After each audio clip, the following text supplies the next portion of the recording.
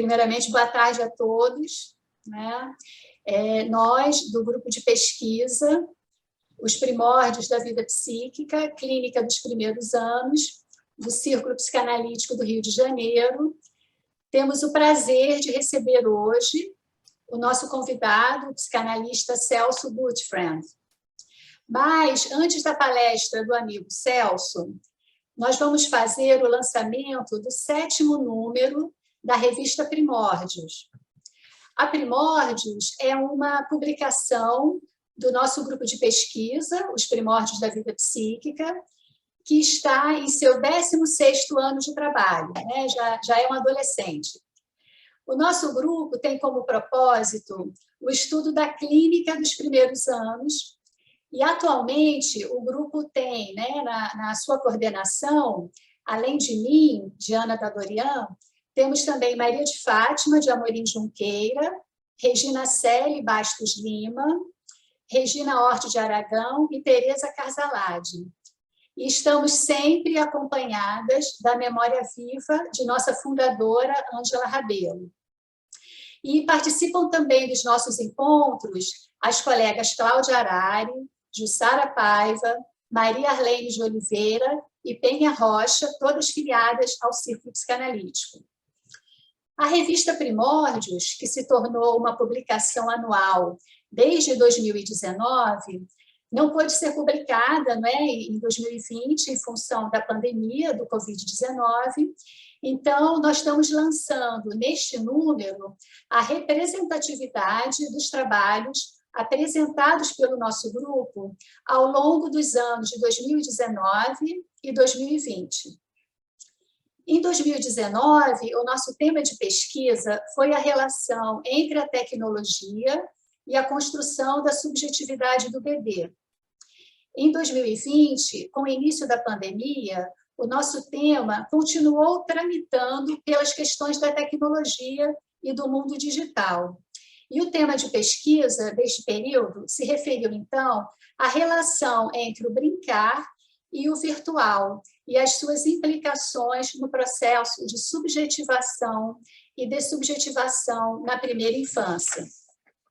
Então, nesse contexto, neste número da revista que nós estamos lançando, a gente vai debater a relação entre o brincar, o corpo e a tecnologia. Então, essa é a capa, tá, da revista que nós estamos lançando. Nós temos, então, nesse número, né, a colaboração de autores, tanto do nosso grupo de pesquisa, como de convidados que participaram das mesas redondas. O primeiro artigo dessa revista, né, se chama Corpo, Brincar e Movimento, do psicanalista Alberto Konechekis. Ele aborda o brincar e o corpo através da interseção com a função psíquica do movimento, desenvolvendo cada um desses pontos no plano teórico e ilustra essas articulações por uma vinheta clínica. Temos também o artigo da Silvia Zornig, que se chama Paradoxos do Brincar, e onde ela discute a inscrição da paradoxalidade como uma necessidade intrínseca da constituição do psiquismo, que diz respeito tanto aos movimentos pulsionais como às relações com o ambiente e o objeto, e que se reflete no modo de brincar do bebê. No artigo As Transformações Aceleradas da Tecnologia, Solidão, Isolamento e a Capacidade de Ficar Só, a amiga Regina Celi Bastos Lima convida para uma reflexão acerca de mudanças históricas, socioculturais e econômicas atravessadas pelo neocapitalismo, dando destaque ao avassalador avanço da tecnologia digital e revelando intensos sofrimentos na subjetividade contemporânea. A amiga Maria de Fátima de Amorim Junqueira, no seu artigo Capacidade para o Isolamento, percorre os momentos de isolamento do indivíduo com base na teoria de Winnicott e traz a ideia de uma capacidade para o isolamento, vincula o isolamento às possibilidades de saídas criativas e nomeia-as de rearranjos criativos. O artigo O Brincar do Bebê, a Tecnologia e a Clínica na Pandemia, da amiga Regina Hort de Aragão, propõe inicialmente uma reflexão sobre o impacto da tecnologia digital na constituição subjetiva, comparando com os modos de brincar do bebê, para, em seguida, tratar do uso dessa tecnologia na clínica psicanalítica com as crianças durante a pandemia. A questão do brincar online foi tema do meu artigo, intitulado A Criança, o Analista e o Brincar Online durante a Pandemia. Nesse trabalho, demonstra a viabilidade do desenvolvimento de um tratamento psicanalítico com crianças na modalidade remota, através da apresentação de um caso clínico de uma criança de 8 anos. Agradecemos muito aos autores que contribuíram para a construção dessa revista e estendemos também os nossos agradecimentos à Comissão Executiva Técnica de Publicações e Biblioteca pelo empenho para que a revista fosse editada. A revista Primórdios está disponível no site do Círculo Psicanalítico e desejamos a todos uma boa leitura. Bom, vamos então agora dar início à palestra do meu amigo querido Celso Gutfreund. Celso é psicanalista, gaúcho e escritor, autor, entre outros livros, do recente, que se chama A Nova Infância em Análise, que também é o título da palestra que ele vai apresentar para nós hoje. Para o nosso grupo, é uma grande alegria ter o Celso hoje conosco. Posso dizer que o Celso já faz parte afetivamente do Círculo, pela sua grande colaboração com a nossa instituição em vários eventos, e nós temos a certeza que a sua palestra será muito inspiradora, como sempre, e vai suscitar um ótimo debate. Essa é a capa do novo livro do Celso, que se chama A Nova Infância em Análise. Foi publicado pela editora Artmed. Então, após a fala do Celso, nós vamos abrir espaço para as perguntas, e eu pediria para as pessoas que elas, que quiserem fazer perguntas, que elas enviem o seu nome pelo chat, no modo privado para mim, Diana da Dorian, que aí depois eu chamo em ordem de inscrição as pessoas para fazerem as suas perguntas para o Celso, tá? E quem preferir pode enviar por escrito. Bom, então, Celso, a palavra é sua. Obrigado, Diana. Boa tarde a todos. Agora aqui oficialmente, a gente já vinha se dando boa tarde antes. Bom, parabéns pela publicação, pela revista. Fiquei com muita vontade de ler. Tenho certeza, admiro os seus autores, não é? Muitos colegas e amigos aí de longa data, e tenho certeza que tem um diálogo bem consistente aí, inclusive em relação a esse livro que eu estou apresentando. Eu queria agradecer assim imensamente pelo convite, não é, que me foi externado no primeiro momento pela Regina, né, a Regina Hort de Aragão, já há muito tempo. Então não foi um convite ao acaso, não foi casual, foi premeditado, não é? Foi pensado, foi uma coisa construída desde muito tempo, estava lá agendado.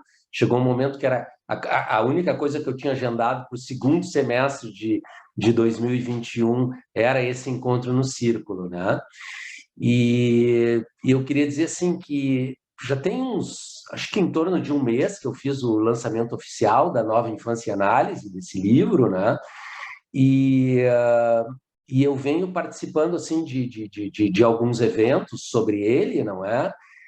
Mas esse evento para mim ele é realmente muito especial, assim, é especial para mim estar no Círculo Psicanalítico do Rio de Janeiro. É um lugar realmente diferenciado para mim, não é, pro meu mundo de afetos, né, para o meu jardim secreto ou não secreto, não é, em função das pessoas que fazem parte desse círculo, que são muitas, e muitos eu venho conhecendo aí nesses anos, né, como disse a Diana, em que venho com uma certa constância e estava vindo sempre antes da pandemia, né. Então, queria destacar aqui, já está ali na tela, a Alba Sena, não é? Que é uma figura, eu diria, muito importante aí do Círculo, mas muito importante da minha vida, assim, né? Que a gente foi desenvolvendo uma relação muito especial, assim, né? Em muitos momentos com um certo caráter materno, maternal, mas não só, assim, né? Uma coisa fraterna junto, né? E a Alba é uma pessoa que me estimula muito a pensar, me estimula muito a continuar produzindo as coisas, não é? E que também é importante dizer que me ajuda muito. Tá? Então, em vários momentos, né? Por conexões na minha vida, Porto Alegre, Rio de Janeiro, França, a querida Alba, que às vezes eu chamo de mãe nas nossas mensagens, assim, me socorreu, assim, né? E me socorreu agudamente, assim, em momentos muito agudos, sempre com essa posição subjetivante da analista, mas com uma flexibilidade importante para me dar algumas orientações, assim, mais urgentes que eu precisava em determinados momentos. Então, é muito especial sempre estar com a Alba e na casa dela. Tá? Destaco também Regina Hort de Aragão, que fez o convite, uma amiga de longa data, que eu não saberia bem como situar, porque em algum momento também situa entre o fraterno, entre o materno, não é? E uma pessoa que eu admiro muito, que ela nem sabe, mas que ela me ensinou muitas coisas. Uma das coisas que ela me ensinou, por exemplo, foi lidar com a cultura francesa, e especialmente com os franceses, né? Eu sou apaixonado pelos franceses, morei muitos anos na França, estudei lá, devo parte importante da minha formação a eles, mas sempre fui atormentado por um abismo cultural, assim, né, da cultura brasileira, da cultura gaúcha, assim, em muitos momentos de situação de incomunicabilidade entre culturas, eu vi a Regina se saindo muito bem, assim, entre a firmeza e o afeto, e podendo não se paralisar, né, diante desses contatos e tal. Tô dizendo um monte de bobagem aqui, mas todas elas são muito verdadeiras, pelo menos para mim, não é?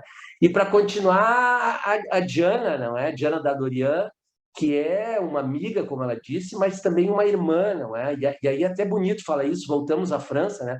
Que é uma irmã chique, né? É uma irmã de uma família francesa, né? Nós nos conhecemos em Paris e tivemos essa nossa fraternidade durante muitos anos em Paris, e há pouco tempo, eu acho que não chega a 2 anos, perdemos, digamos assim, o nosso pai, orientador parisiense, então vivemos juntos esse luto, não é? Com a perda do Philippe Mazet, e então é sempre um prazer estar com ela. Então, assim, é um lugar onde há nomes, né? Porque às vezes a gente vai para lugares e é chamado por lugares que não existem ainda os vínculos, os nomes, e esse lugar existem os vínculos e os nomes, e eu estou muito feliz de nomear. Lamento, não é? Porque não vamos ter aquele pós-palestra, né? Com os marcadores de página da Alba, com aquelas comidinhas todas, não é? Aqueles doces salgados, com dança, não é? Até pensei que a gente poderia organizar alguma coisa meio virtual, assim, né? Mas a gente tem que reconhecer a realidade, a psicanálise nos ajuda a aceitar a realidade, não é? E a lidar com isso, então temos que aceitar que tem coisas que são insubstituíveis. Então, essas comidas e esses abraços e essas danças vão ter que ficar para o próximo encontro presencial. Né? Bom, sobre o livro, e eu quero não me alongar tanto assim, né? Porque, como anunciou a querida Diana, a gente tem até 6 horas, então é preciso ter um tempo para a gente trocar algumas ideias, e eu tenho certeza que a gente tem muitas ideias para trocar em cima de algumas coisas que eu vou lançar. Primeiro, quero dizer assim que o meu desafio eu considero árduo, né? Porque é falar de um livro, né? E por mais que esse livro tenha o seu tema e ele tenha a sua forma, né? Ele é um livro, né? Ele é um objeto escrito, né? Ele tem a sua existência própria, não é? Maior, menor, mais intensa, menos intensa, boa, ruim. Ele é feito para falar por si, né? Ele é feito para ser lido, né? E é muito difícil a gente falar sobre um livro, né? Até é possível, mas tudo que a gente falar é numa outra linguagem e vai ser uma outra coisa e não vai poder ser fiel àquilo que a gente escreveu e que está ali, né? Até porque se a gente pudesse falar sobre aquilo, a gente teria falado, né? Eu escrevo justamente por aquilo que não pode ser falado, né? Então, encontro uma forma que é a forma escrita, a forma da palavra estampada na página, não é? E que não consegue ser substituído, assim, pela palavra oral, assim. Me sinto, nesse momento, assim, meio, sei lá, guardadas as monumentais diferenças, assim, né? Mas meio um Ingmar Bergman, um Antonioni, não é? Um Beckett, né? Um sujeito assim meio nas portas do incomunicável, tentando transformar numa fala aquilo que eu escrevi, que tem a sua linguagem própria. Se a gente puder debater um pouquinho sobre o tema, pelo menos, né? E se isso servir como um convite também para vocês chegarem ao livro, né? Outra vantagem do virtual é o acesso ao livro, né? Que eu acho que é uma coisa hoje muito interessante, né, do virtual, né? Hoje a gente tem estante virtual, a gente tem a Amazon, a gente tem os sites, né? E a gente tem o tempo, né? Porque a gente fica mais em casa, né? Então todo dia hoje, desde que começou a pandemia, né? Ainda bem que eu continuei trabalhando, porque senão eu estava falido, né? Mas toda semana vem chegando livros aqui, porque é um livro que eu descubro aqui, outro ali, e não precisa ir na livraria, é 1 ou 2 cliques e a gente encomenda o livro e os livros chegam, não é? Então, isso é um acesso interessante que a gente tem também do virtual, né? O livro, em termos do seu tema, né, ele é muito claro, ele é muito explícito no título, né? Ele se chama A Nova Infância em Análise, né? E é até interessante isso, porque quando eu me reuni com a editora, né, o título original do livro era Infância em Análise, né? E como a Artimédia é uma editora que cresceu muito, e ela cresceu muito mais do que eu, né? A gente vai crescendo, mas algumas pessoas em alguns lugares crescem mais, né? Então eu cresci devagarinho, a editora cresceu muito.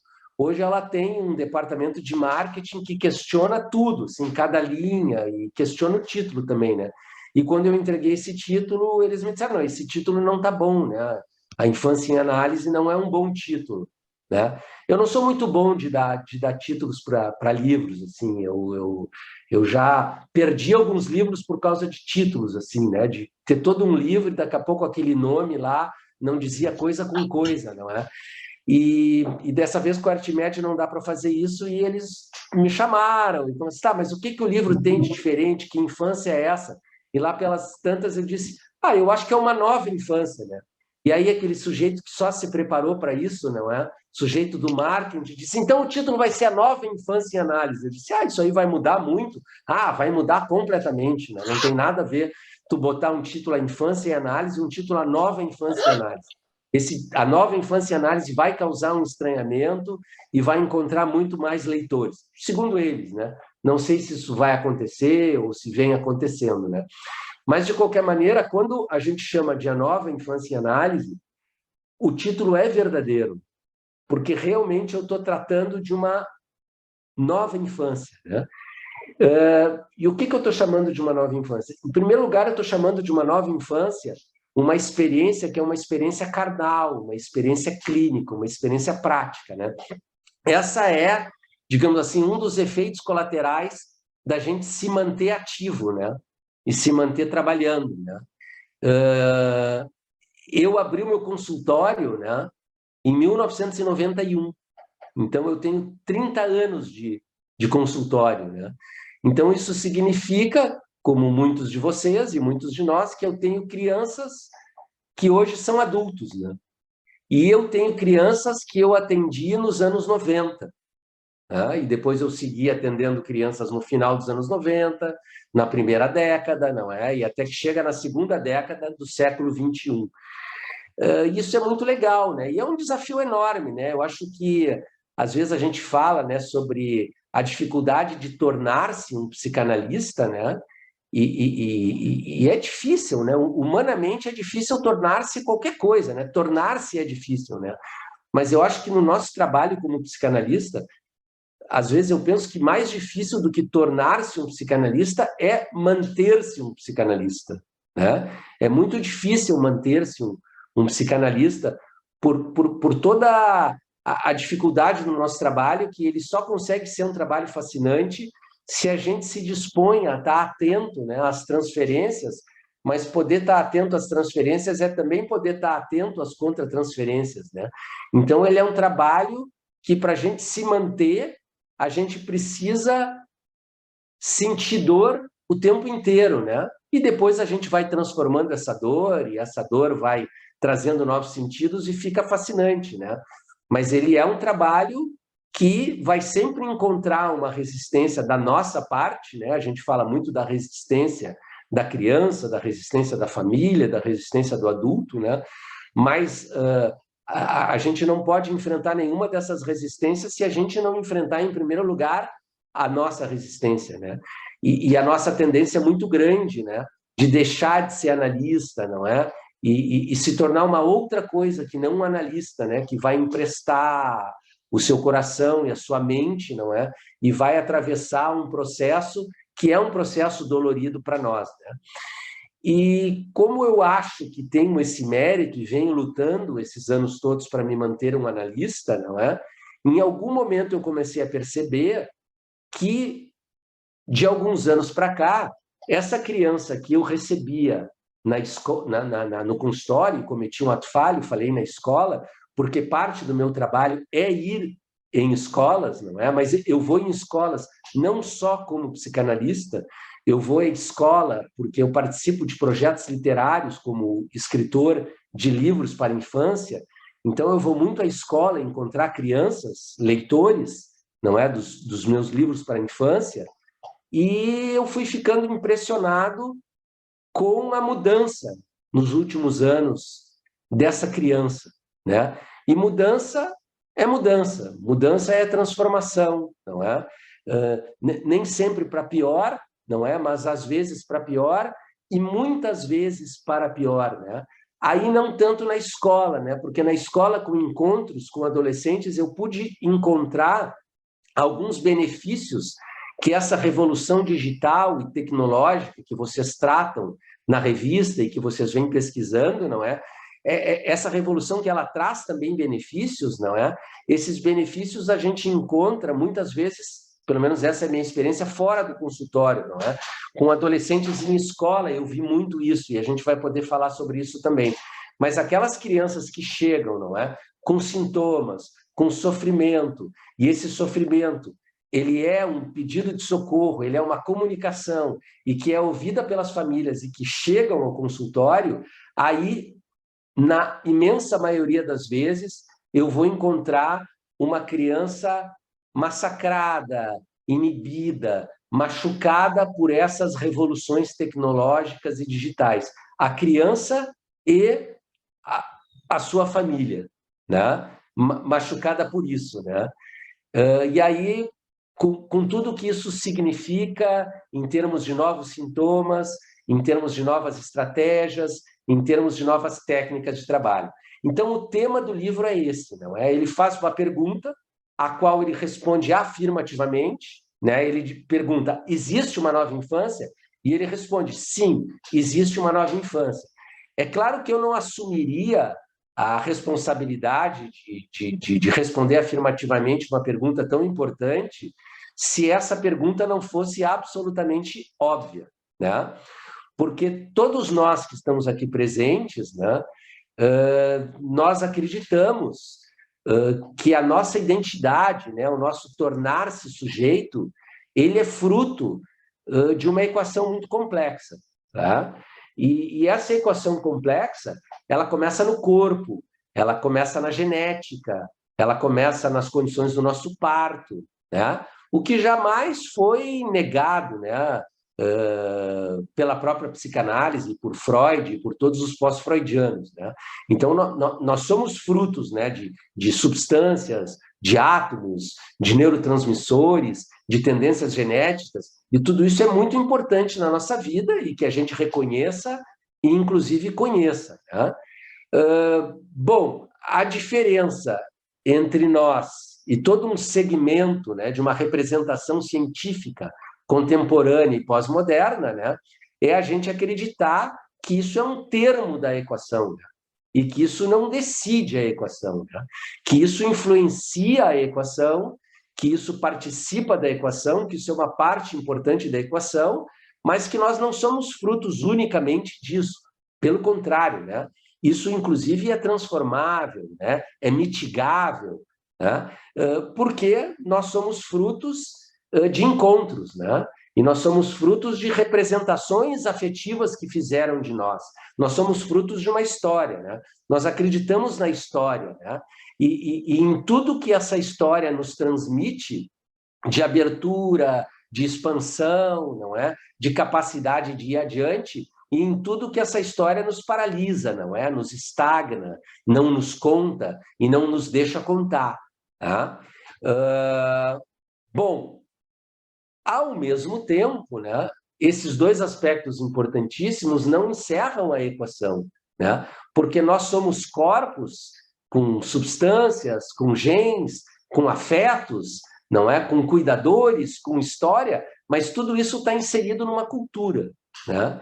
E essa cultura, nós também acreditamos nisso, ela é decisiva para o primeiro aspecto e para o segundo, né? A gente sabe que as representações culturais, não é, que vão mudando, né, a cada ano, a cada mês, e com a revolução digital, essas mudanças vão se tornando mais rápidas, né? Elas também são produtoras de doença e de saúde, né? Então, cada época produz os seus sintomas, cada época produz o seu sofrimento, como cada época produz a sua criatividade, a sua arte, né? Então, tudo está sempre em movimento. Então, dizer que há uma nova infância é praticamente uma obviedade, porque sempre houve e sempre haverá uma nova infância, porque somos frutos de uma cultura que sempre está em movimento.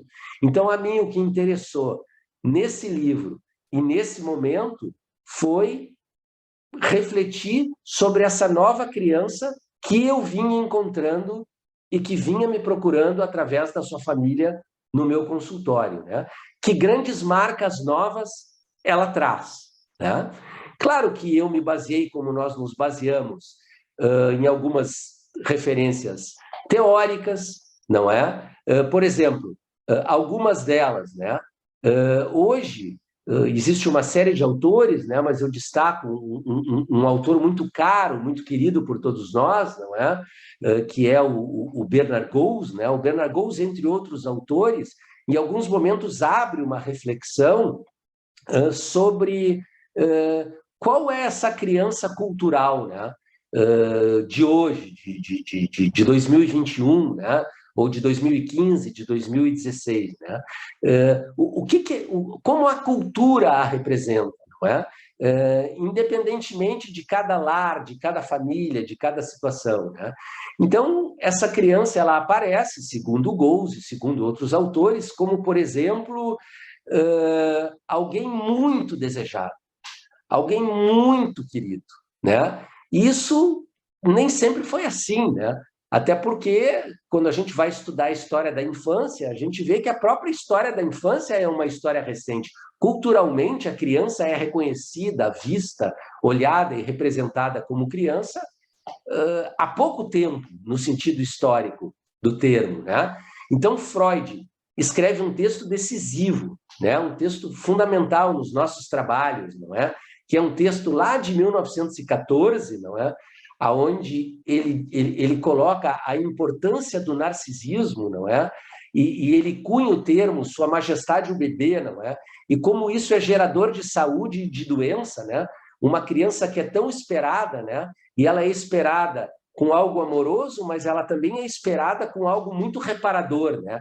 E ela já nasce com um peso muito forte, né?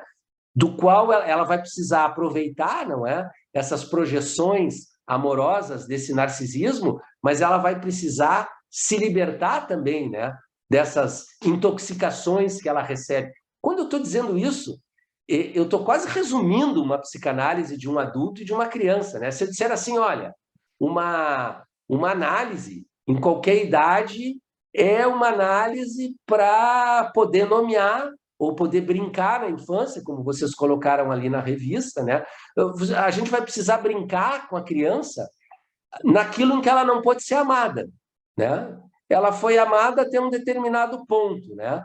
Até o momento em que ela não correspondeu àquela imagem e que ela não pôde ser amada, não é? Conforme as expectativas parentais, né? E que ela tentou ser ela mesma e ela não atendeu aquelas projeções, ali ela reviveu o desamparo, ela foi desamada, e isso é uma fonte fundamental e universal dos sintomas, né? Já estamos numa parte essencial dos nossos trabalhos, não é? Na infância e no adulto. Por outro lado, o que Goels e outros estão dizendo é que essa questão narcísica ela vai aumentar muito mais a partir do momento em que essa criança vai sendo muito mais valorizada e vai se tornando um objeto muito mais precioso, um objeto muito mais raro e, portanto, com muito mais peso para se tornar reparador, né? É muito ruim, eu tenho alguma experiência, assim, esses dias estava me dando conta, assim, né, de quase daqueles sintomas que começam a se repetir no consultório da gente, né? E eu me dei conta que eu tinha, ao mesmo tempo, eu convivia assim, com 4 pessoas que tinham uma história muito parecida, assim, né? E que era uma história em que todas elas tinham na sua família uma fraternidade com deficiência, as deficiências é que variavam, tiveram pais que se ocuparam do irmão ou da irmã com uma deficiência e lançaram a seguinte proposta inconsciente para esse filho que chega a mim na infância, na adolescência e na vida adulta. Tu não tens deficiência, então nós não vamos nos ocupar de ti, porque nós precisamos nos ocupar do teu irmão, mas de ti nós esperamos o máximo no mínimo, né? Então tu vai ser a pessoa que deu certo na nossa família, porque tu tens um irmão que não dará certo, tudo entre aspas, mas nós vamos nos ocupar dele, e isso tem um futuro catastrófico, né? Enfim, o deficiente, entre aspas, se expandiu, não é? E se tornou alguém muito mais saudável, entre aspas, enquanto aquele, não é, do qual menos se ocuparam ou pouco se ocuparam, mas lançaram uma pressão enorme de performance, né? Se desestruturou, se desorganizou, se inibiu, não é? E não conseguiu ir adiante na sua vida até que chega a mim, né? Então imaginem o que é o imbróglio para toda criança que nasce hoje, não é? Com essa expectativa gigantesca de que ela é um objeto absolutamente precioso, né? É muito difícil viver sob pressão, né? Nós vivemos sob pressão, mas a pressão narcísica é um negócio muito complicado, né? Por mais que vocês não acreditem no que eu vou dizer agora, tá? E vocês vão achar que eu estou me aproveitando da tela e do virtual para dizer qualquer coisa aqui, inclusive mentir, eu quero dizer que eu já fui um esportista, eu já fui um atleta, esse sujeito hoje sedentário, cansado, asmático, porque eu virei asmático com essa pandemia, uma asma que eu tinha de infância me voltou, então hoje eu sou um anti-atleta. Essa semana mesmo, um amigo meu, que é um sujeito absolutamente fantástico, que é um pneumologista, disse que descobriu a razão da minha asma, que é a razão de que eu estou convivendo com o meu cachorro muito mais horas, e que a pandemia teria provocado essa questão. Eu achei isso maravilhoso, porque me poupa de incursões psicanalíticas mais profundas, não é? Eu agora já não estou deixando o cachorro entrar no quarto, achando que eu vou resolver a minha asma não psicanaliticamente. Ilusório, minha reanálise já está aí para eu descobrir as questões psicológicas, mas eu estou falando na questão do atleta. Então, eu era um atleta, eu era um tenista, e muitas vezes eu conseguia resultados acima do meu dom, porque eu tinha muito pouco dom, eu não era uma pessoa talentosa, mas eu tive pessoas que eu conseguia superar porque não havia nenhuma pressão sobre mim. A minha família não era uma família de atletas, pelo contrário, é uma família muito mais intelectual, e ninguém esperava nada de mim. E às vezes eu ia jogar com pessoas, e aquelas pessoas entravam com aquela pressão, e eles eram muito melhores do que eu, mas eu jogava sem pressão. E alguns resultados eu consegui porque ninguém esperava, não tinha essa pressão. Óbvio que para outras coisas na minha vida tinha, não é? Mas para isso não tinha. Então, muitas vezes, essa marca cultural dessa criança, não é? Muito mais exigida, ela é marcante, ela é importante. Mas os autores também destacam um outro ponto, que é um ponto que vocês trataram na revista. Ao mesmo tempo que essa criança ela é muito esperada, ela é muito investida, ela é muito pressionada, ela também precisa deixar de ser criança o mais rápido possível, né? E isso é um problema muito grande também, né? Porque aí vai atropelar, né? Vamos dizer assim, vai atropelar o grande espaço, a grande força, o grande recurso, né, da nossa subjetivação, não é? Da nossa formação como cidadão, que é o brincar, que é a perda do tempo, que é o poder ser criança, né? E ela é pressionada rapidamente a entrar numa posição de performance, né? E isso também provoca estragos. Então, essa criança super, hipervalorizada, pressionada a deixar de ser criança muito rapidamente e terceirizada para as telas, né? Terceirizada para o virtual, né? Essa criança é que vai ter uma manifestação específica de um sofrimento, é essa criança que vai chegar a mim e que chega a nós, e isso vai ser muito importante na nossa conversa, eu poder ouvir também a experiência de vocês, e a gente vai poder dialogar sobre isso, porque isso é que eu estou chamando de uma nova infância, não é? Aonde eu tenho recebido cada vez mais sintomas e sofrimentos que se manifestam naquilo que eu chamo no livro de uma pane de subjetividade, né? Ou de uma pane de abstração, de uma pane de capacidade de brincar, de uma pane de capacidade de subjetivar, que é a nossa grande reserva de saúde mental, como vocês conhecem melhor do que ninguém no grupo de pesquisa de vocês, né?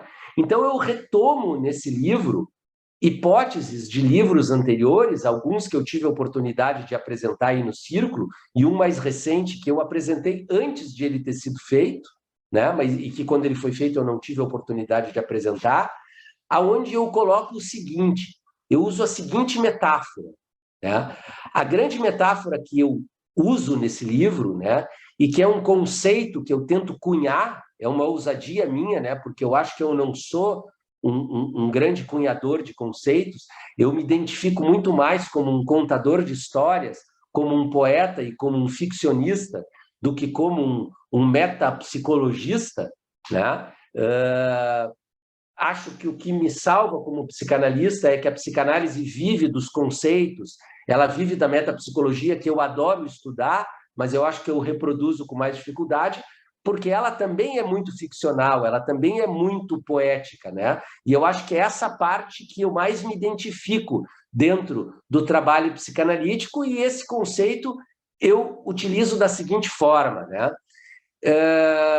Os nossos primórdios, para usar a terminologia de vocês, eles são construídos poeticamente, né? Então, é aquilo que eu chamo da poesia de fundação, da fundação da poesia, né? Claro que a gente não inventa nada, e os autores estão chamando isso de outras formas, não é? Então, por exemplo, um autor mais clássico, como o Daniel Stern, chama isso de harmonização afetiva, né? Então, ele vai dizer que o desenvolvimento emocional, não é? Que a constituição do bebê, que esse ego do bebê se torna um ego pensante, né? E esse bebê se torna um sujeito a partir dessa harmonização afetiva, né? E desses momentos que ele descreve, que são momentos de estar com, de estar junto, né? O nosso querido, saudoso amigo, irmão, sei lá o que, Vitor Guerra, vai entrar nesse estudo através do estudo do ritmo, não é? E dos marcadores do ritmo entre a mãe e o bebê. Como eu sou poeta, né? Independente de ser um grande poeta, que não sou, mas sou um poeta, tenho a identidade do poeta, não é? A poesia é marcada pelo ritmo. E cada poema, cada poesia, ele é a transferência de um ritmo primordial, né? Aquilo que um conterrâneo de vocês, Henrique Onigestejne, chama de núcleos rítmicos, né? Para explicar a criação, não é? Mas que o Winnicott chama de espaço potencial, e outros autores vão dar outras denominações, não é? Eu estou querendo dizer que a nossa constituição como sujeito, ela é cunhada, ela é fundada, ela é filha, ela é fruto da poesia, ela é fruto do poético. A nossa função materna, a função materna, a função paterna, a função dos primeiros cuidadores, ela é uma função que precisa ser absolutamente poética. Tudo que está ali é o que está depois no poema que vai ser escrito, ou não vai ser escrito, ou na cantiga de Niná que vai ser cantada, né? Ou na cantiga de sofrência, ou na MPB, não é? Que é essa possibilidade de oferecer a prosódia, de oferecer a musicalidade, de oferecer algo que é dito e depois que não é dito, oferecer um compasso, não é? Tudo isso é fruto da poesia. Então, essa figura materna, ela precisa ser uma figura absolutamente poética, não é? Que olha, que toca, que convida para a imagem, que convida para a metáfora, que figura, que entra no mundo do sonho, que devaneia, não é? Que canta e que, sobretudo, vou repetir isso, imprime um ritmo. A poesia é canção e ritmo. A poesia é imagem e ritmo. Né? Essa figura materna apresenta imagens, como o poeta apresenta imagens. Né? Então, vamos dizer assim, para as coisas terem ido adiante, elas precisam ter funcionado poeticamente, nesse sentido poético que eu estou dando, né? Ou nessa imagem que eu estou utilizando. Essas panes de subjetividade, e que depois vão entrar nos transtornos do espectro autista, e que a gente pode ler isso de imensas formas, e que entram num caldeirão, numa equação complexa, que vai responder a diversos níveis, também vai precisar responder esse nível. Né? Algo do poético também não funcionou. Algo do poético esteve em pane para que essa criança tenha tido alguma dificuldade de subjetivar-se, não é? De se diferenciar do outro, de se tornar um sujeito em si. Tá?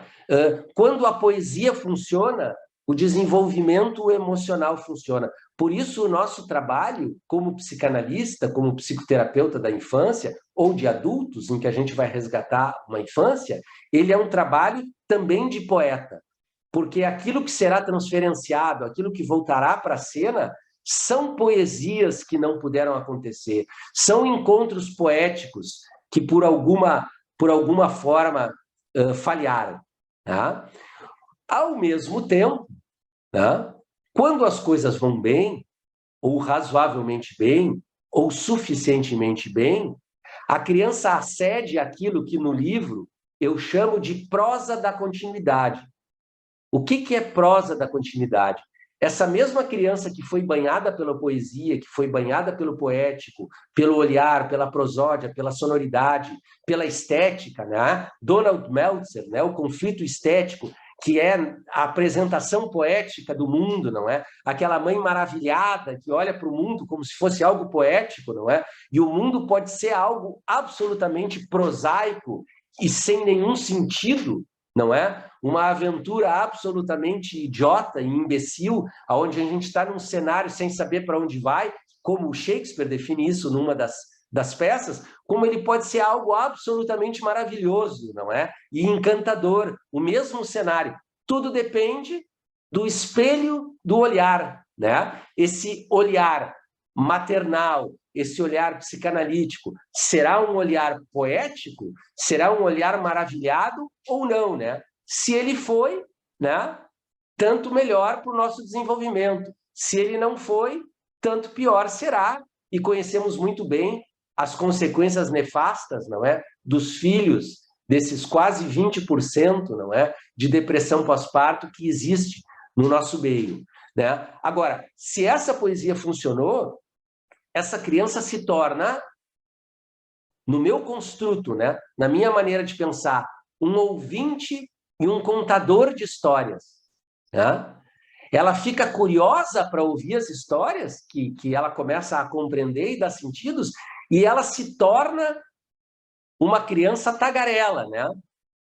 Aliás, já vou me fazer um convite aqui, vai ser a minha ida presencial para o Círculo Psicanalítico do Rio de Janeiro, no ano que vem. E não vai ter nada a ver com psicanálise diretamente. Anotem isso, Regina, Alba e Diana. Eu vou lançar um livro de poesia infantil chamado Ó Senhor do Picolé e Outros Poemas Refrescantes. É um livro de poemas para criança, tá? E esse livro homenageia o sorveteiro, homenageia o picoleteiro, que eu acho que é a figura mais importante na infância. Estou em dúvida ainda, talvez possa ser o pipoqueiro, eu não sei, mas eu tinha que escolher alguém, então eu escolhi o sorveteiro, né? E eu uso como uma epígrafe de um poeta de língua inglesa chamada Wallace Stevens, e Wallace Stevens tem um poema chamado o Imperador do Sorvete, né? Onde ele brinca que o imperador do mundo é o cara que vende sorvete, não tem nada mais importante do que o vendedor de sorvete, né? E eu estou contando isso porque nesse livro, quase de última hora, eu acrescentei um poema chamado A Menina Tagarela. E a Menina Tagarela, pena que eu não tenho acesso a ele aqui para ler para vocês, mas eu até não vou dar spoiler, eu vou ler quando for aí, né? A Menina Tagarela é uma história muito bonita, que é a história de uma menina que eu encaixaria, entre aspas, no transtorno do espectro autista, não é? Uma menina totalmente enclausurada, que chegava a ter um certo nível de estereotipia, não é? Essa manifestação corporal, onde não tem palavra, um ritmo repetido. A estereotipia, para nós, é uma recriação de um ritmo, mas que está por uma via torta, vamos dizer assim, né? E foi tão bonito que o critério de encerramento da análise dessa menina, olha só que coisa interessante, que a gente precisa ter critérios, né? Para começar e para terminar, né? O Horácio Etchegóin, lá no livro de técnica psicanalítica dele, ele diz assim, o meu critério é se a pessoa quer se analisar, né? Eu uso esse critério também dele. Quer se analisar, vem se analisar. Tá, então podemos usar o critério assim, tá, então o critério para terminar, não quer mais se analisar, eu também continuo usando esse critério. Mas ali na infância, né, que os tratamentos muitas vezes vão ser interrompidos, porque a criança tem a tendência, melhora o sintoma e tal, e fica bem, e aí encerra a análise, até porque um dia tem que encerrar, né? Tudo encerra, as análises também encerram, embora elas possam ser intermináveis, e dentro da gente elas sigam intermináveis, mas o nosso critério com essa menina foi o seguinte, a mãe me disse, quando ela desata a falar, eu não aguento mais. A gente enche o saco, ela começa a falar e fica contando e contando, e ela virou uma narradora do dia dela. Eu achei essa expressão fantástica. Ela fica uma narradora do dia dela, né?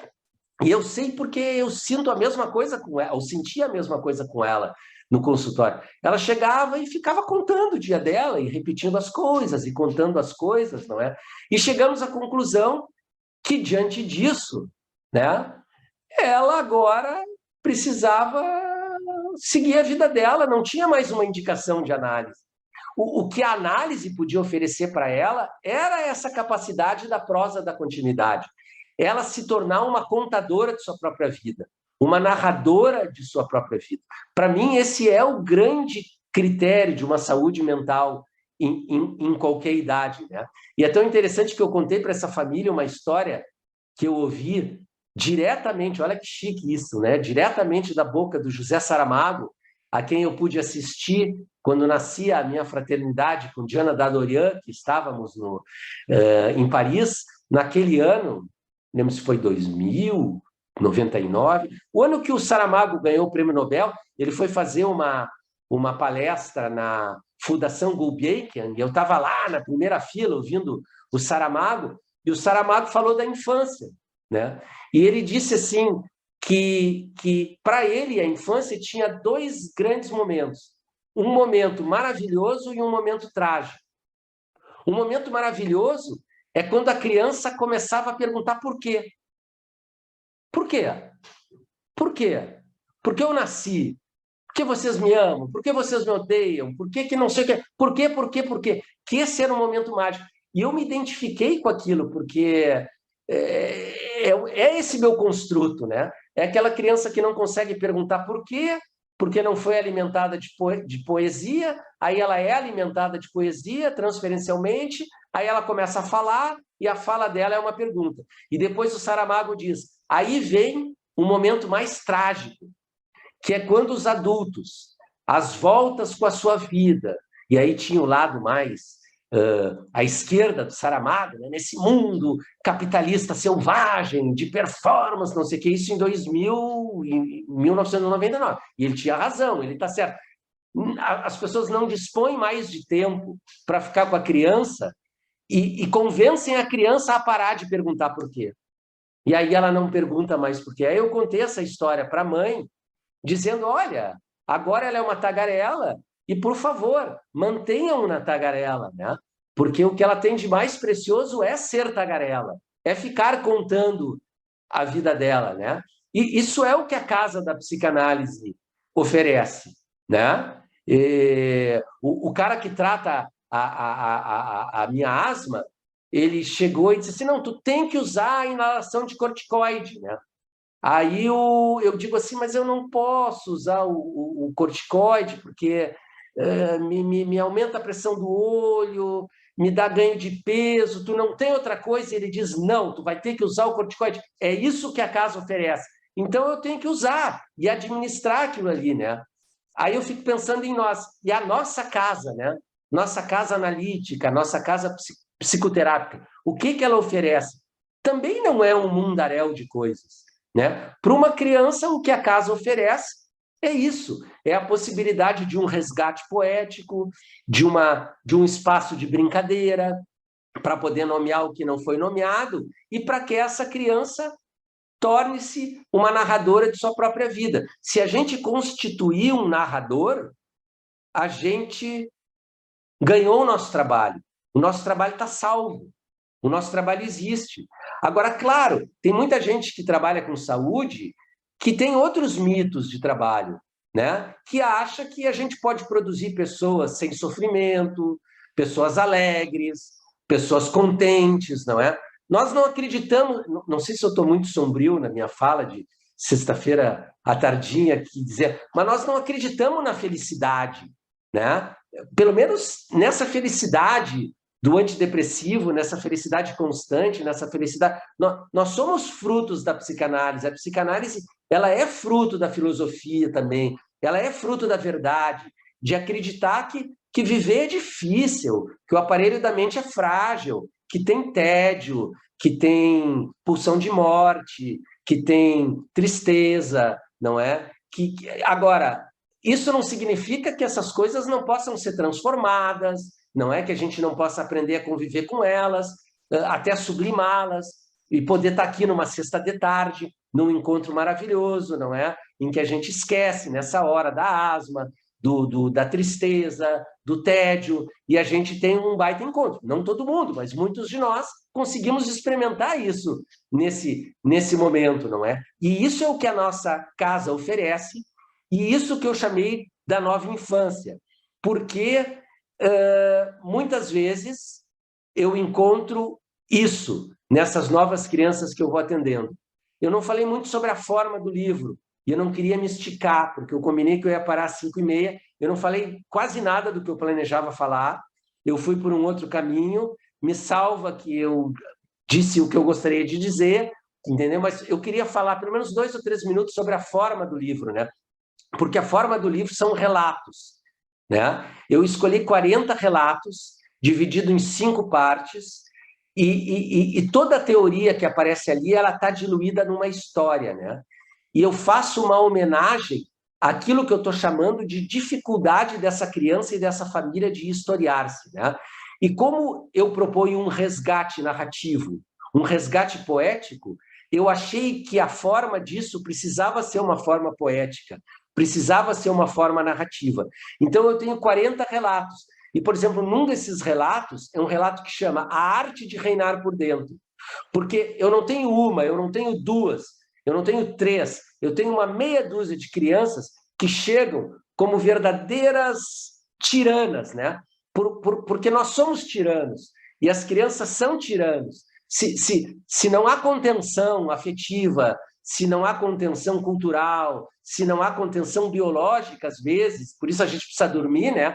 nós fazemos barbaridades na vida, né? Todos nós somos tiranos em potencial e precisamos desse enquadre também, né? Aquilo que o Freud fala lá, né, que eu usei muito num livro meu para definir a arte, né, do Moisés, do Michelangelo, né, que em algum momento ele coça a barba, né, porque ele quer matar o povo que está adorando o bezerro de ouro, né? E aí o Freud descreve aquilo como um enquadre do Moisés, né? E do Michelangelo também, né? De mostrar a arte como um espaço que nos contém, não é? De que a gente não pode ser onipresente, como disse a Alba, que a gente tem frustrações e a gente precisa de um enquadre para isso.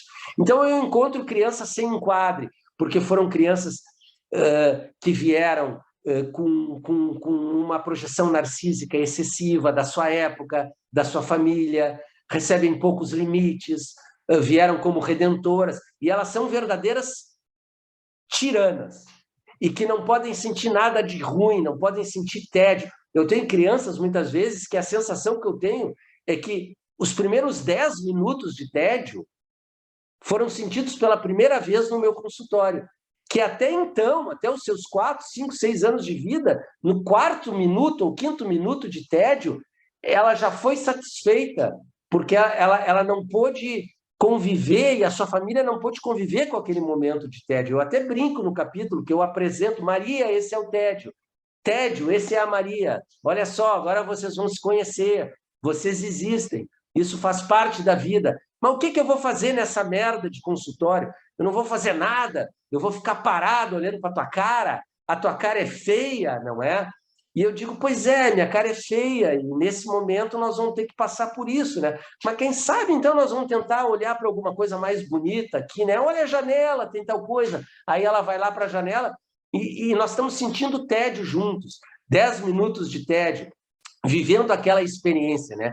Então, isso aparece no livro. E eu agora vou encerrar, pelo menos para a gente ter 25 minutos, mas eu queria encerrar com uma leitura, não de um capítulo, porque os capítulos têm 2, 3 páginas, são capítulos curtos, não é? Mas há um capítulo do livro em que eu faço um exercício literário de um mini-conto, né? E aí eu faço 5 mini-contos representativos de 5 análises. E eu queria ler, porque é muito rápido, 2 desses mini-contos para vocês. E eu chamei isso da longa clínica em breves relatos, né? Porque, ao mesmo tempo que a nossa clínica é longa, existem alguns momentos, né, que a gente já chamou de turning points, né, ou de pontos de urgência, né? Tem um psicanalista argentino que chama de pontos de urgência, que são aqueles momentos de encontros afetivos, né, de harmonização afetiva, que eles são muito marcantes. Se a gente olhar para as nossas análises, tem isso, né? Claro que a gente viveu aqueles anos todos, aquilo foi importante, mas a gente vai recordar 3 ou 4 momentos, não é? 3 ou 4 intervenções, ou 3 ou 4 silêncios, não é? Que acabaram sendo decisivos. Então, no primeiro deles, eu conto o seguinte: tu és a única pessoa adulta que brincou comigo, disse-me o adolescente a quem eu atendia desde a infância. Referia-se, sobretudo, ao jeito frio e pouco lúdico da mãe. Era um avanço, se não a cura, ele poder falar sobre isso. Depois de muito trabalho, quando eu ouvi a observação novamente, eu comentei, e ela é a única pessoa que te trouxe até a mim. E eu achei isso fantástico, assim, desculpa, estou meio entusiasmado aqui com o que eu mesmo escrevi, mas, enfim, eu acho que resume uma parte importante do nosso trabalho, porque essa criança, já adolescente, conseguiu dizer, olha, eu tive uma mãe que brincou pouco comigo, que era pouco lúdico, e tu é uma pessoa que pôde fazer isso, né? Então, acho que resume carros-chefes da nossa análise, que é o espaço do brincar, que é o espaço da expressão, né? Tu não vais ter uma outra mãe, né? Mas tu pode dizer que a tua mãe é assim, e tu pode compreender por que a tua mãe é assim e poder dizer sobre isso. Mas também tu pode reparar, né? Um pouco de uma pitada kleiniana aqui, né? Que é o trabalho que a psicanálise do bebê nos ensina, né? A gente trabalha com a parentalidade, trabalhar com a parentalidade é trabalhar com um reforço positivo, não é? Se a gente atende essas crianças, é porque esses pais, esses cuidadores os trouxeram até a nós, né? E isso é uma coisa muito bonita, não é? É um enfrentamento do próprio narcisismo, né? Eu dizer assim, eu amo tanto essa criança, não é, com quem eu não consigo lidar, que eu vou pedir ajuda para alguém para poder lidar com essa criança. Por isso poucos chegam a nós, né? É difícil ter uma grandeza como essa, né? Felizmente alguns ainda têm. E para encerrar, eu trago outra adolescente que eu atendia desde a infância, não é?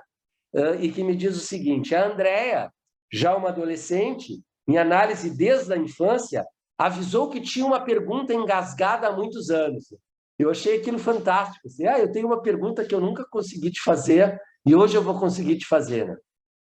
Ela perguntou assim: é normal que eu tenha sempre me identificado com a vilã ou é coisa de louca? Aí eu respondi em seguida, né? Eu disse, uma pergunta engasgada há tantos anos precisa ser respondida, eu não posso ficar há tantos anos sem responder.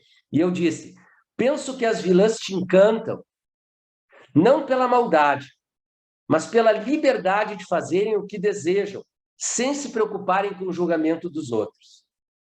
Pensando na história dela, arrisquei essa interpretação. Aí ela me disse, pois é, antigamente eu não tinha a liberdade de fazer essa pergunta. Aí eu disse, nem eu a de responder. E me lembrei dos vilões que me encantaram, né? Porque eu também sempre fui muito influenciado pelos vilões, né? Um dos traumas da minha infância foi que o Dick Vigarista nunca conseguia ganhar uma corrida maluca, ele sempre perdia, e eu, durante muito tempo da minha vida, torci para o Dick Vigarista, né?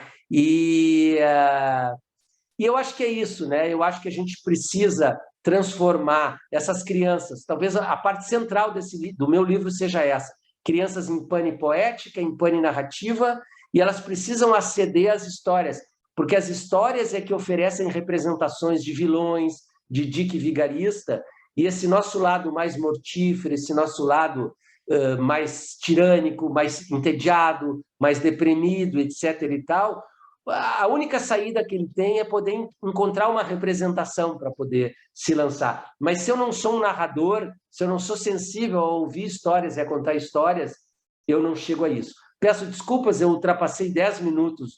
Não falei o que me propus a falar e ainda ultrapassei 10 minutos, mas nos sobram pelo menos 20 minutos para a gente trocar algumas ideias. Muito obrigado pela atenção de vocês.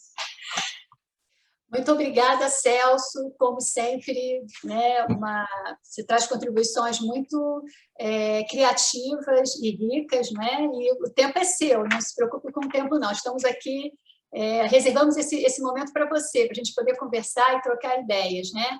E só queria também dizer, Celso, assim, que é sempre um prazer ouvir você, né? Eu acho que você tem, talvez, assim, essa...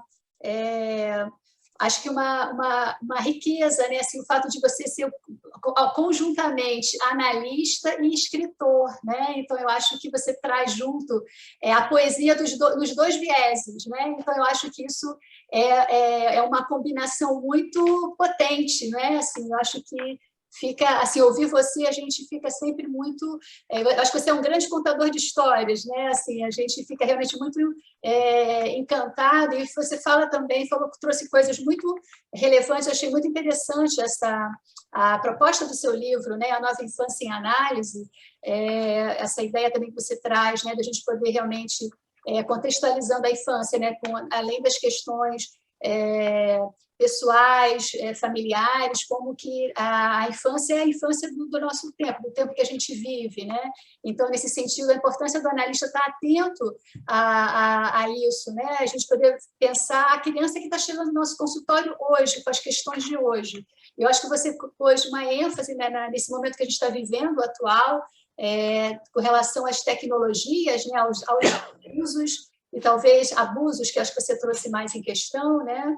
Então, e essa ideia, né, eu achei muito bonita, de poder olhar a psicanálise e o próprio trabalho analítico como uma poesia, né? O seu aspecto poético no sentido de poder ajudar essas crianças em pane poética, que eu achei também muito, muito genial essa ideia, esse conceito, né? E poder transformá-las em narradores das suas próprias histórias. assim, acho que é muito pertinente e muito importante para a gente pensar, não é? Nós, analistas de crianças e adolescentes, né? Eu acho que isso vai ajudar a gente a poder pensar. Eu vou, então, assim, tem muitos comentários parabenizando a palestra, tá, Celso? A Regina Hort de Aragão gostaria de fazer um comentário. Regina, por favor. Aqui. Oi. Celso, é sempre, né, essa coisa especial de escutar você, né, uma coisa assim muito interessante. Eu não vou dar spoiler, que eu tive a sorte de ler seu livro, mas só um pouquinho, né? Eu posso fazer só um tiquinho assim, só para dar vontade em todo mundo de ler o livro, porque quando você foi falando agora, né, das duas coisas que, entre muitas que você disse e que nos fazem ir para a clínica, ir para o encontro com a criança e também pensar, mas acho que tem duas que eu vou ressaltar um pouco, e depois vou um pouquinho falar da minha experiência de leitura do seu livro, mas tem duas coisas que me parecem super importantes, é que você diz que o lugar do analista é o lugar da dor, é um lugar de sentir a dor, né? E do que fazer a partir da dor que a gente sente enquanto analista, de poder receber a dor do outro, né? Acho que é muito diferente assumir isso do que assumir uma posição reparadora de cara, né? Que é um risco da posição analítica. Então, acho que de poder receber a dor e suportar a dor, acho que isso é fundamental. E você vai falar nessa função poética do analista, que eu acho que talvez possa também dizer isso que você também diz, de poder narrar nessa menininha tagarela, né? No finalzinho aí, essa menininha tagarela que pode narrar sua própria vida, de poder falar da sua própria dor e poder falar do quanto ela gostaria de ter sido uma vilã, porque a outra menininha, vilã é um ser muito fascinante, né? Então, acolher isso e receber isso e admitir em cada um de nós a dor, o desejo de ser vilão ou vilã, né? E fazer o que com isso? Poder contar uma história da sua vida. Eu acho que você sintetizou desta maneira, com esses pontos, tem muitos outros, mas uma parte me parece fundamental do que é ser analista de crianças. Ser analista, né? Não só de crianças. E agora, eu só queria fazer um pequeno comentário, assim, que ler o seu livro, para mim, foi uma viagem, né? Porque nesses 40 relatos, né, que você foi contando, né, cada uma dessas histórias é assim, uma surpresa, né? Um encontro, né, com você e com a criança, porque é uma viagem com a criança e com você ali com a criança. Então, eu digo uma viagem porque é como se eu estivesse caminhando, passeando, andando por diferentes cenários, né? Às vezes, um cenário difícil, doloroso, árido, uma estrada muito, muito feia, às vezes, que começa assim, de repente aparece uma árvore no caminho, ou então, né, enfim, cenários diferentes. Então, para mim, veio mais uma representação visual desses vários relatos que você encadeou de uma maneira incrível, aliás, porque a gente vai passeando, né, por aí, e o que me chama muito a atenção ao ler o livro, além de toda a questão que você já apresentou muito bem, né, do que é essa nova infância, é do analista com essa nova criança, e de poder estar com essa criança que chega só usando o celular, só podendo falar pelo jogo do iPad, só podendo trabalhar, se passar pelo computador, por que não, né? Que você vai para isso, né? Você topa essa forma possível, que é a única que a criança naquele momento tem. Então, queria te dizer isso, que eu aprendi muito, lendo o seu, me fez pensar em muitas situações minhas, mas também aprendi muito dessa coragem sua também de se apresentar no livro, até com seus momentos difíceis. É raro a gente fazer isso, né? Quando a gente faz relatos clínicos, tem muito cuidado, muitas vezes. Você se apresenta, né? Eu acho que isso ensina muito para quem lê o seu livro. Realmente, transmite muito dessa sua da forma do ser analista-poeta, que é o que eu acho que você é, antes de tudo. Tá bom? Obrigada. Bom, muito obrigado, fico muito feliz. Já tinha mandado, Regina, um e-mail daqueles que a gente guarda e deixa para ou imprimir ou para a gente ler nos piores momentos, falando do livro, e agora podendo repartir aí essas impressões. Te agradeço muito. Agora, a Bel Can. Bel, por favor, pode fazer sua pergunta. Que maravilha de encontro, Celso, assim, que encontro poético, estou aqui profundamente emocionada, tocada, com muitas associações de trabalho do nosso, enfim. Regina resume, eu não vou me deter muito, mas eu queria pensar entre tantas coisas que você falou, né, no encontro com essa criança, mas quando você diz para o seu paciente, a sua mãe é a única que te trouxe aqui, acho isso fantástico, porque também não ceder às nossas pressões narcísicas, né? Essa criança de hoje que chega nesse vazio todo que você traz, e é muito fácil, né, culpabilizar as famílias, enfim, toda a sociedade. E este lugar encantador que propomos, onde tem sofrimento, onde se narra, né, e que o analista suporta, e nem todo mundo de uma forma tão poética e encantadora como você suporta e consistente, mas esse é o desafio que temos. Agora, como convocar, né, a criança na sua narrativa que não exclua a sua história? Então, a sua mãe foi a única que te trouxe? Se você é o único que brincou com ele, acho que temos uma chave fantástica. Você falou da parentalidade mesmo, trabalhamos sempre com isso, né? E os nossos abandonos e o horror de não ter história e de sermos abandonados, né? Esse resgate, assim, é precioso. Você sintetiza do jeito que só você sabe fazer, né? Então, queria te agradecer e compartilhar e a alegria de estar aqui. Agradeço muito, Bel, o teu comentário, e eu acho que tu reforça algo muito importante e muito difícil no nosso trabalho, né? E que requer não só questões técnicas, mas questões pessoais, né? De como a gente vai poder tocar a nossa própria vida para poder estar nessa posição, né? Essa é uma posição parental, né? Essa posição de estar no objeto ruim, no objeto mau, no que não gratifica, né? Mas nós, como analistas, a gente vai precisar fazer isso. E estou me lembrando agora de tantas análises, mas em especial de uma, de adulto, em que a análise do começo ao fim vai ser não sair dessa posição, né?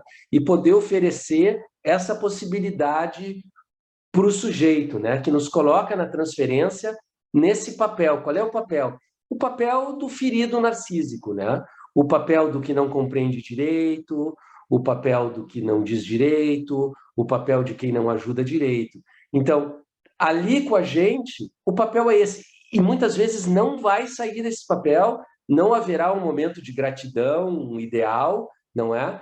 Mas, enquanto isso, né, como numa novela, né, enquanto isso, no núcleo tal da novela, não é? O sujeito está se relançando na vida dele, não é?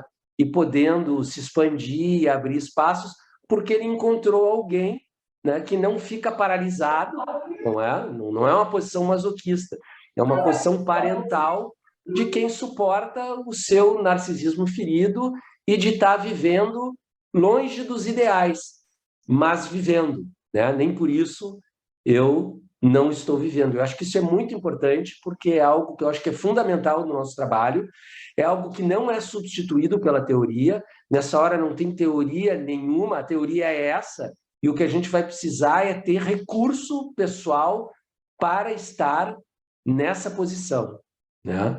E ela é realmente desafiadora, dificílima e necessária. Agora, tem uma pergunta, Celso, da nossa amiga Fátima Junqueira. Ela pergunta o seguinte: qual o espaço que você dá para os pais na análise de criança?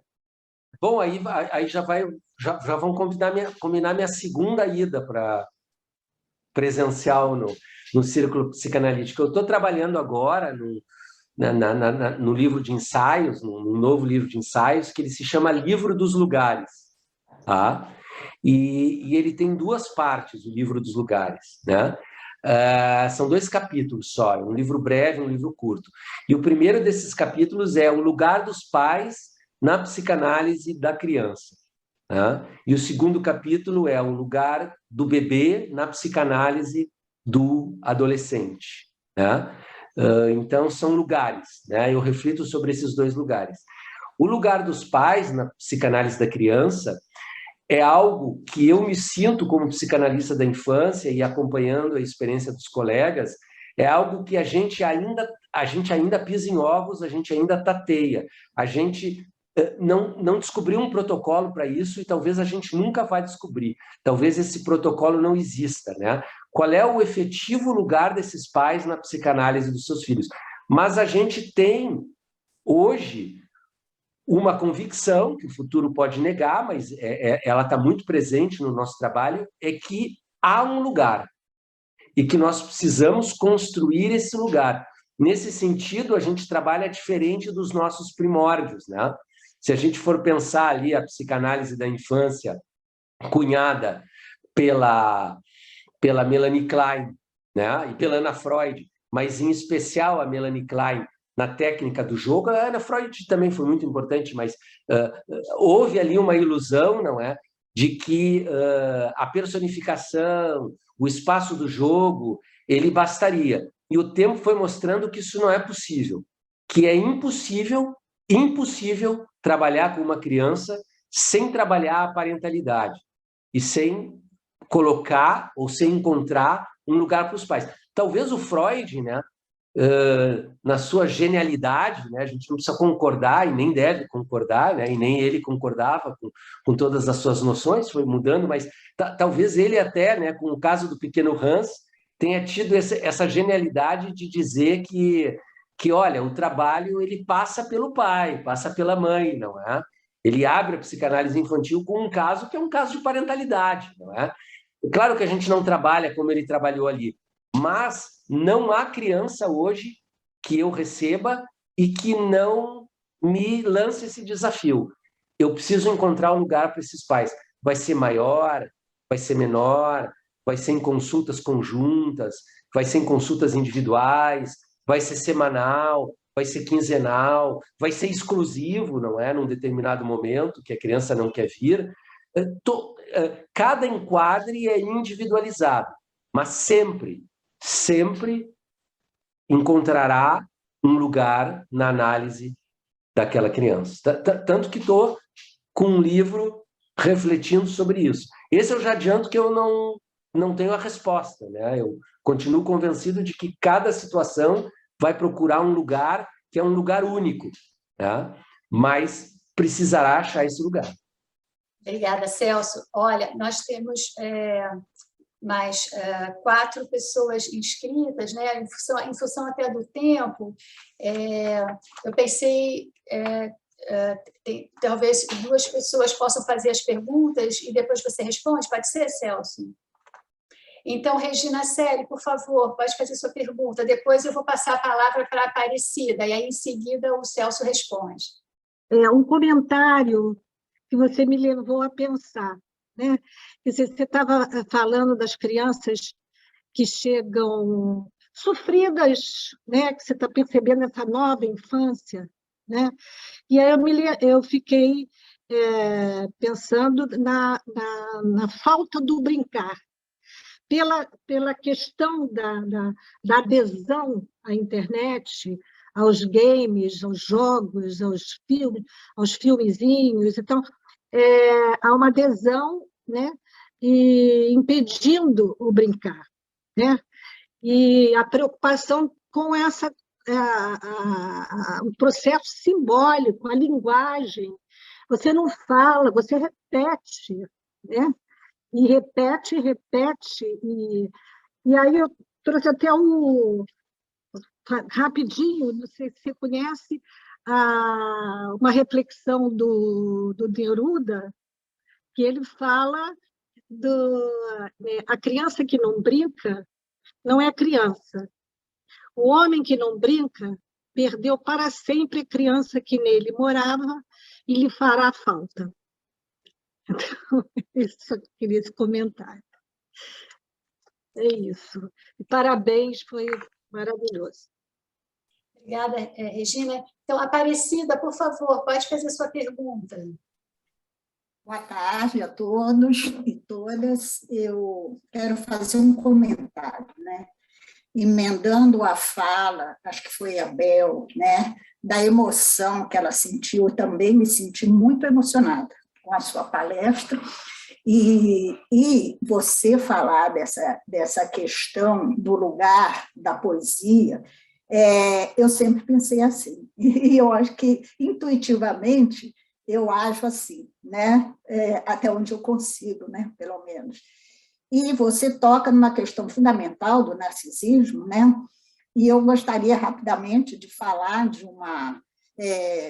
do conceito, né, do Hans Kohut sobre narcisismo, que ele fala das formas e transformações do narcisismo, e, quer dizer, em termos grosseiros, que eu não posso me estender aqui, né? Quer dizer, o narcisismo de um bebê, né, é um, e o narcisismo de um homem de 40 anos é outro, mas o narcisismo é perene na nossa vida, e ele se transforma, quer dizer, se as coisas correm suficientemente bem, ele deve se transformar. E uma das transformações que ele nomeia do narcisismo é o da criatividade, né? A criação, entendeu? É uma forma já bem mais amadurecida no trajeto da vida do narcisismo, né? Que, na verdade, eu acho, né, humildemente, que é a grande questão do ser humano, né? Então, assim, quando naquela frase que a colega falou, que você diz, que a menina diz, né? Você é o primeiro adulto que brinca comigo, e que você genialmente responde. Sua mãe não brincou com você, mas ela é a pessoa que possibilitou você estar aqui. Numa frase, você condensa o que Freud, por exemplo, chamou de elaboração, entendeu? Assim, né? Quer dizer, de uma forma criativa, sintética. Olha, uma palavra, genial, entendeu? Eu adorei, eu me emocionei, estou emocionada até agora, dá para perceber, tá? Muito obrigada. Bom, eu que agradeço, né, pela generosidade aí de vocês, né? Porque como estou em mim, né, e vejo que não há genialidade, não é? Localizo a generosidade e a possibilidade da emoção, que talvez a emoção seja algo genial, né? A única genialidade que interessa pode ser essa, da gente poder se emocionar, né? Aí, nesse sentido, sim. Não sei se forço a barra, mas vejo uma complementaridade nos comentários, nas perguntas da Regina e da Aparecida, que é essa questão do brincar, e me ocorrem duas pequenas histórias, né, sobre isso.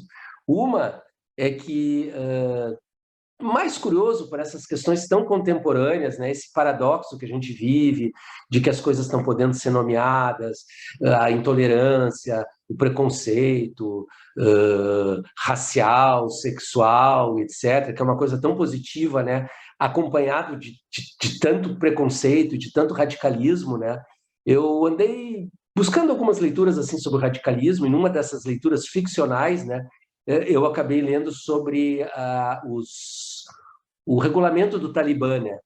E no regulamento do Talibã, assim, meio que do nada, meio que solto, tá ali assim, é proibido que a criança solte pipa. E eu achei isso de uma genialidade, assim, porque para um fundamentalista, ele não poderia inventar nada mais eficaz para ele, não é? Do que proibir que uma criança solte pipa, né? Porque justamente é poder soltar pipa como uma metáfora da brincadeira, né, que vai nos tornar pensantes, questionadores, né, e difíceis, né, porque o saudável ele é difícil, né, porque ele questiona, porque ele não sabe, não é?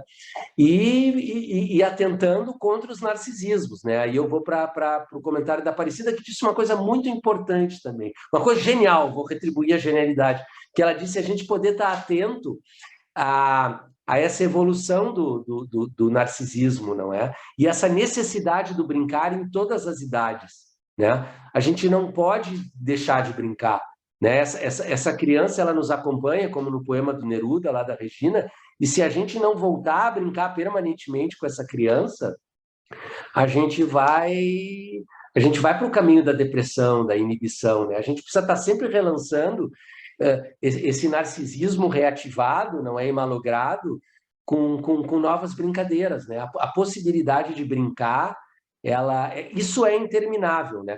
A análise, ela só pode terminar, ela só pode se tornar terminável se a função brincante não terminar, né? Se a gente sai de uma análise brincalhão e se a gente segue tendo outros espaços para brincar, a gente pode encerrar, senão a gente vai ter que voltar para a análise para reaprender a brincar. Eu nunca tinha pensado nisso dessa forma e foi graças à tua observação.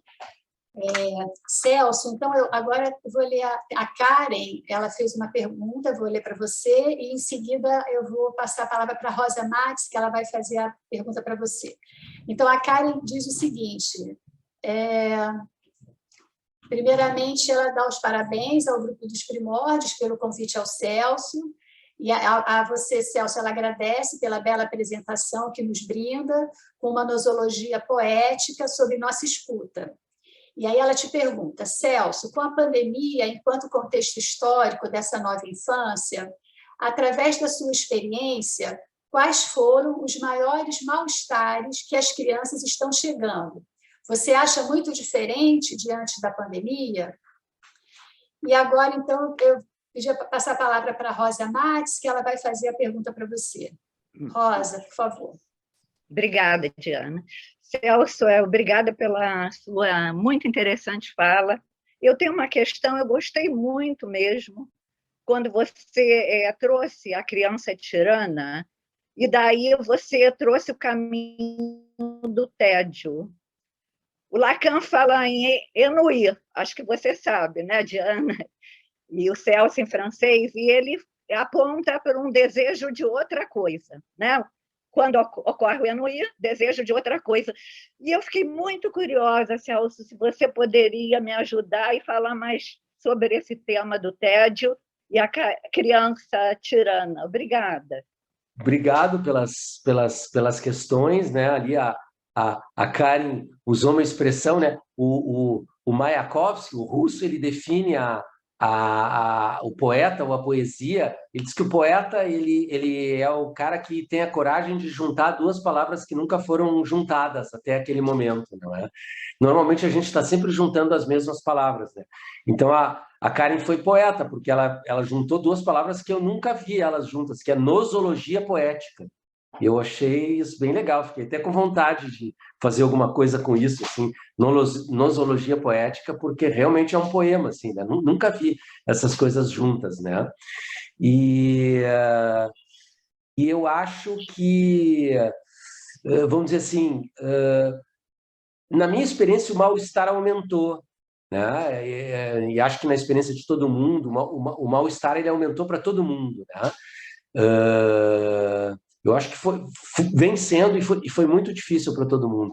Mas eu acho que para a criança foi mais, na minha experiência. Assim. Eu vi uma infância mais sofrida do que um adulto mais... É difícil comparar, né, sofrimento. Sofreu, né? Mas eu acho que essa criança que foi privada de um contato presencial com um adulto numa análise, principalmente a criança menor, né? E essa criança que foi privada do encontro com a outra criança, eu senti um grau de sofrimento maior, né? Tanto assim foi que eu só me arrisquei para atender crianças menores, pequenas, assim. Foi o único risco que eu tive, assim, né? Não coloco isso como uma bravata, como uma coisa grandiosa, mas como uma coisa que em algum momento foi necessária. Em algum momento eu disse assim, eu posso fazer o supermercado online, a telefarmácia, a consulta, a minha, a do outro, né? Mas para essa criança menor eu não posso, eu vou ter que encontrar essa criança. Estou falando do tempo que não tinha nem primeira dose de vacina, né? E que aí a gente combinou lá um esquema, todo mundo de máscara, consultório aberto, no inverno aqui que fazia frio, uma coisa meio horrorosa, assim, mas porque realmente essa criança privada, essa criança pequena, privada do encontro presencial e muitas vezes privada do encontro com as outras crianças, por ter acesso a meios de comunicação e às vezes por colaborar com coluna e imprensa, eu sofri um embate, fui muito criticado num determinado momento porque assumi uma posição, eu que sempre tive uma posição de isolamento, de que não podia sair, não é? Eu, num determinado momento, defendi que a escola encontrasse um jeito de retomar com as crianças pequenas, mas, ao mesmo tempo, defendendo que os professores precisavam ser os primeiros a serem vacinados e tal, e que sofri, quase fui cancelado lá numa rede social, porque aquilo foi entendido que eu estava defendendo a volta às aulas, né? E eu não estava defendendo as voltas às aulas, eu estava gritando pelo socorro a essa criança pequena que estava sofrendo muito mais do que qualquer outra idade com o isolamento social. Então, esse é o ponto. E a questão do tédio, né? Com a referência ao Lacan, eu acho essa uma questão muito importante, né? Acho que ela daria um simpósio, daria um seminário, eu não saberia nem por onde começar, né, nessa questão, e a gente está muito em cima da hora. Mas se eu tivesse que escolher um aspecto para conversar com a Rosa, eu diria que esse talvez seja um aspecto negativo da nossa cultura, né? Eu acho que a nossa cultura é uma cultura que, entre as suas megalomanias, entre as suas desmentidas, né? Aí eu vou citar tudo que a gente vê na criança, a gente vai costurar com o adulto, né? Por exemplo, sabe uma pessoa que eu acho um gênio? Eu acho Erasmo Carlos um gênio, tá? Eu gosto do Roberto Carlos, mas não acho ele um gênio.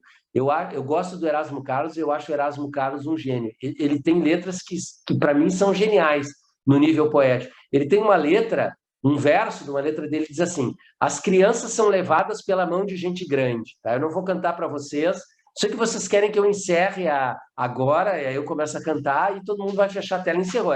Até pode ser um bom método para isso. Mas ele diz: a criança é levada pela mão de gente grande. Então, esse tédio da infância também é o tédio do adulto. Também estão nos vendendo uma proposta, não é? E que passa por uma questão de consumo, né? Lembrando que o consumo, que a obsessão do consumo é um sintoma que tem aparecido muito em adultos no atual momento, não é? Porque por questões narcísicas de toda ordem, também nós adultos estamos comprando uma ideia de que nós podemos não sentir tédio, nós podemos não nos entediar, né? E todos nós estamos usando. Hoje nós somos aditos das redes sociais. Todos nós estamos aditos das redes sociais. Com a diferença que, em alguma possibilidade, a gente tem um grau de consciência disso, a gente pode falar sobre isso, a gente não é infans, né? A gente diz, né? Então começa a doer meu dedo, eu vou consultar. Aí o sujeito vai lá e diz: ó, tu está usando o dedo demais no celular, troca de dedo. É só isso. Mas eu também estou fugindo do meu... Porque esse é um traço cultural importante. Então, eu acho que nós vamos precisar pensar sobre isso, né? Porque uma das marcas, para falar dos muitos aspectos, convocado para falar sobre esses muitos aspectos do tédio da criança, é que essa criança está nascendo numa casa que vive numa cultura que está com essa fantasia, né? De que a gente pode viver sem tédio, né? Se a gente consumir muito, se a gente estiver sempre encontrando o outro através da rede social, não é? Isso é uma falácia, isso é falso, né? Isso é incompatível com a nossa existência humana. A gente não resiste tanto tempo olhando uma tela, tanto tempo clicando uma tela, a gente não resiste tanto tempo com o outro, né? A gente precisa de distância também, né? Aquela coisa do ciclo da borracha, quando aquele cara lá, o Ford, né, foi explorar a borracha no Brasil, né? Uma das coisas que não deu certo é que ele plantou seringueiras uma do lado da outra, né? E elas morriam porque elas precisavam de uma distância também uma da outra. Então a gente também precisa de uma distância uns dos outros. E para depois nos reencontrar, né? Então, eu acho que essa hipótese ela é interessante, assim, né? De que nós também estamos comprando essa ideia de que a gente pode ficar sem o tédio. E a gente não pode, a gente precisa dele, como a gente precisa da angústia, como a gente precisa do medo, a gente precisa de todos esses sintomas difíceis, porque é a partir deles que a gente vai transformar e simbolizar alguma coisa. Muito obrigada, Celso. Infelizmente, né, a gente já está no nosso horário, até passamos um pouquinho, mas, olha, queria agradecer muito a você. No nosso chat aqui tem muitos elogios à palestra, tá? Inclusive, a Cisele Ortiz diz que está com muita vontade de ler o seu livro, né? Acho muito legal. Então, assim, nós estamos até o nosso grupo, né, de pesquisa dos primórdios da vida psíquica. Agradecemos, então, a você. Você está encerrando, né, esse ano de atividade do nosso grupo de pesquisa, estamos encerrando em grande estilo, não é? Então, agradecemos a você mais uma vez, e agradecemos também a todos, tá bom? E até a próxima. Então, esperamos você aqui ano que vem presencialmente, tá bom? Um grande beijo para você, um beijo para todos, bom final de semana, gente. Tchau, tchau. Vamos dar parabéns, bater palmas para o Celso, vamos abrir os microfones. Valeu, muito bom. Muito bom, obrigada. Muito bom te ouvir. Bom, obrigada. Beijo. Beijo.